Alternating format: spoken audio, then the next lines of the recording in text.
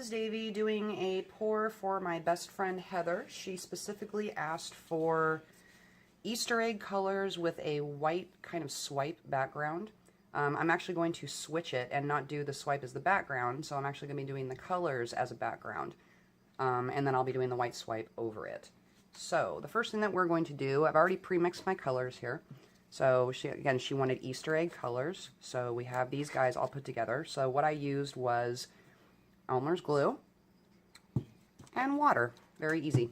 And then I have my deco paints, which are very cheap. You can get them at Joann's Fabrics. You can get them at Hobby Lobby. You can get them at Michael's. They're kind of everywhere. So I did basically 2 parts glue. So 2 parts glue to a little bit of water, and then added my paint and stirred it all together. So now I created this. Now, of course, I don't have these colors, so what I did is I just added some white paint to make these really pretty pastels. So they're very Easter feeling, which I think is pretty cool. And the first thing that we're going to do is we're going to take the same mixture and you add white paint to it and you create on your canvas a bit of a base, because what happens is the paint, when I pour these colors, if I don't have a base right here, it will actually catch and roll over like that. So if I put this white base, just white, and the glue and the water, if I just put this on, it gives it a pool so it actually spreads out. So give me 1 second while we just pour this on. And I can be super liberal with it, because the more paint I have as a pool, the easier it will be for the paint to move around. So I just use my hand, and as you can probably see in the side pictures, I have a lot of old rags. So I just kind of clean those whenever I feel like it. So I'm just going to make it nice and goopy. I've seen other people's videos where they really pay attention a lot closer to how they do their initial kind of pool pour background. They try and make sure there's no bubbles in it. You should probably do that.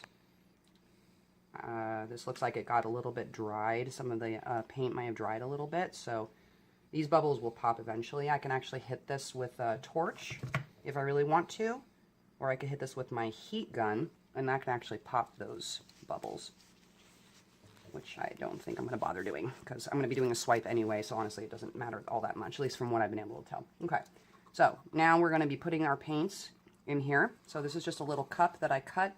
I've been using this cup to also do this. So I reuse a lot of my cups just so I don't have a lot of waste. Alright, I'm just going to pour these in, kind of one on top of each other in no particular order. I have a tendency to kind of do half the cup when I'm doing a canvas of this size of all the colors.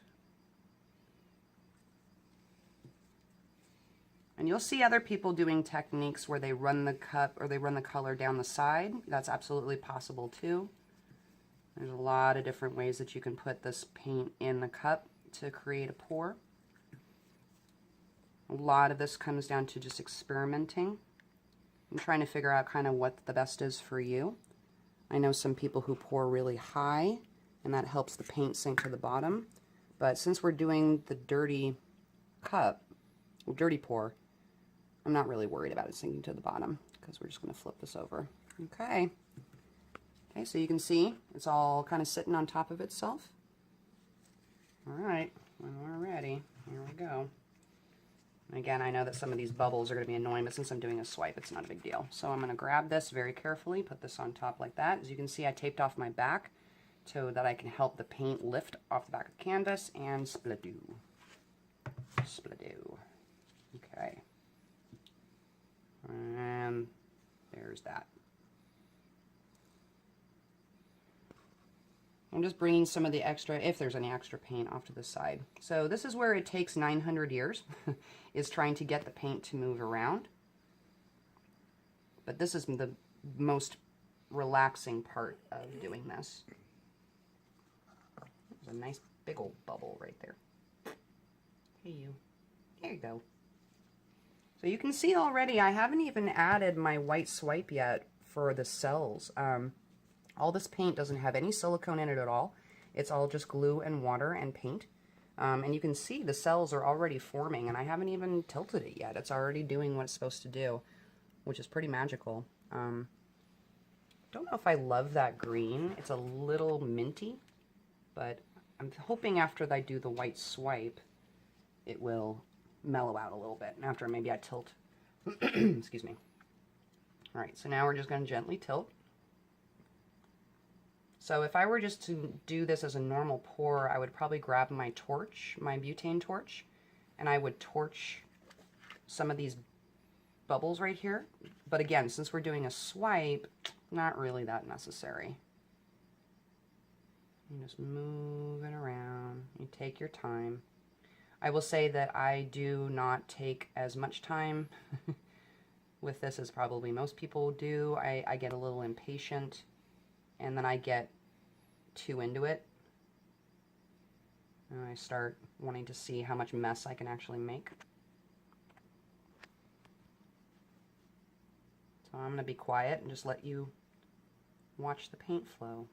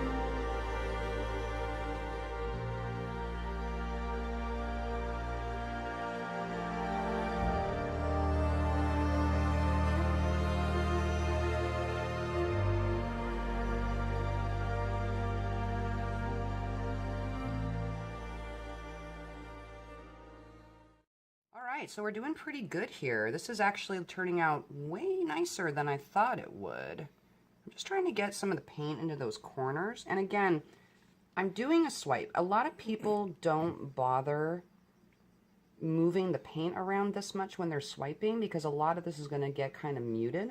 But I just wanted to get it in the corners a little bit. But you can see that that's actually pretty lovely. That is pretty lovely. My hands are so pretty too. Look at that pretty on my hand. So pretty. Yeah, I am not a fan of pastels in any way, shape, or form. I am much more of a jewel tone, dark color girl, but my best friend wants this, so she gets what she wants. All right. One second here.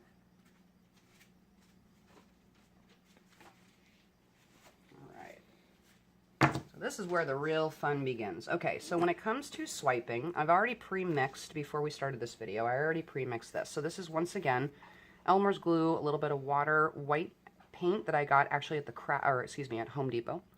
And I only added 2 drops of silicone oil in this particular mixture because I did a swipe a couple hours ago and I put, I think, a little too much silicone and it really laced out the white paint.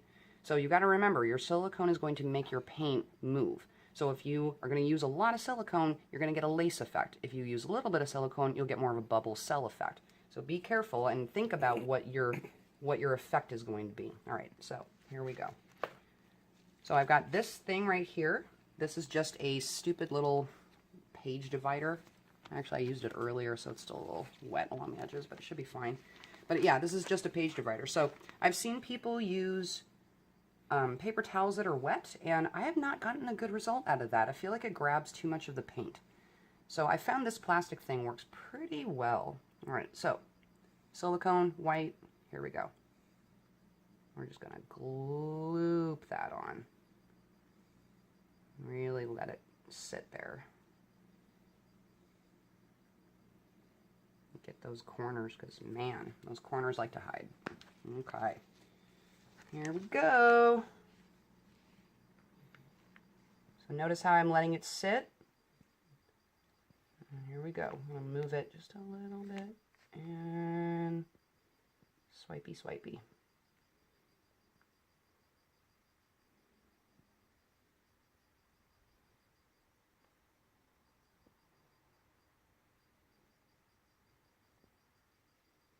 Look at those cells already popping. Already. Haven't even torched it yet. I blooped. I blooped. You know what? We're going to leave that bloop. That bloop is kind of cool. Alright. So it didn't really sit on the edges over here, so I'm just going to try and move the paint over. You can do it with your finger. You can do it with a stick. Or I might go in later and actually after this is dry, I can sponge some paint on these corners. I've been doing that a lot lately where I've been actually taking a sponge and sponging my sides. It just seems to kind of finish the painting a little bit cleaner. So I've got my butane torch and here we go. As you can see, the cells are already popping. Technically might not even have to do anything, but I know she wants some serious cell action, so here we go.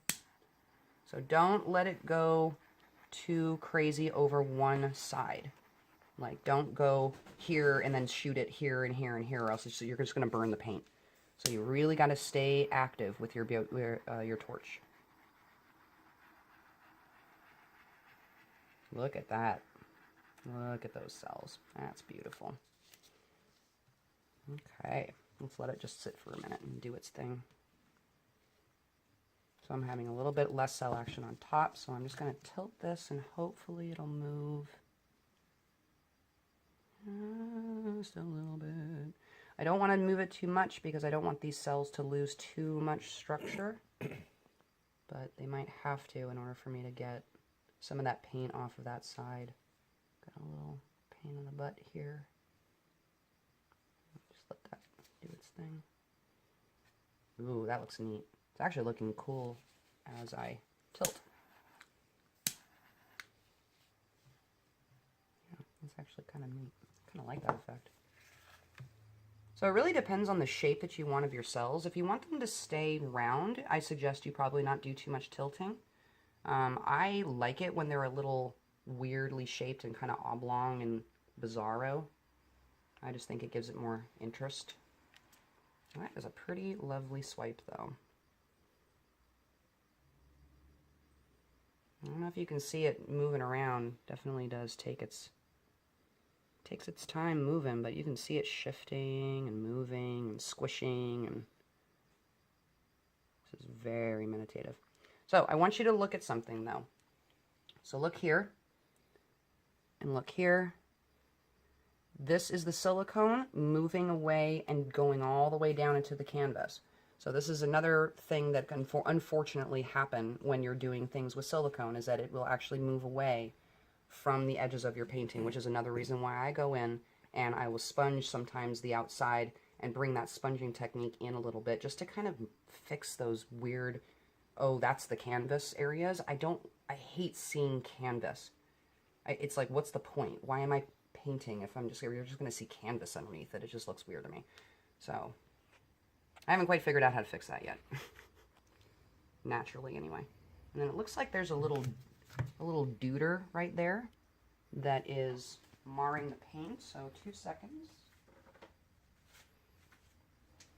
So sometimes there's debris. The one thing about using glue is that if you don't, sometimes there's little pieces that dry, and then they mess up your painting. So see that? I just picked it out with my old tweezers. It doesn't hurt it, but it just kind of, makes it a little bit easier. And that's about it, I think. I'm gonna let this be for now. So what I will do is eventually what she would like is that she would like a pearlescent kind of feeling to it. So what I'm probably going to do is after this is dry, probably tomorrow, I'm going to let it dry for about 24 hours, is that I'm going to go in and actually, not only am I going to clean up the sides, after I clean off the silicone, I'm going to clean up the sides, but I'm also going to go in with maybe these powders that these are Cinema Secret in Burbank old things. And this, which is amazing, which you can't buy because they don't sell it anymore. But this is actually car paint. So I'm going to go in and maybe I'm going to accent some of these cells with that glitter and see if I can bring some life to it. So that's our pour for tonight. Pastel pour. Who would have thought this would have been my first video? I don't like pastels, but this worked. All right. Good night, everybody. Thank you so much for joining me.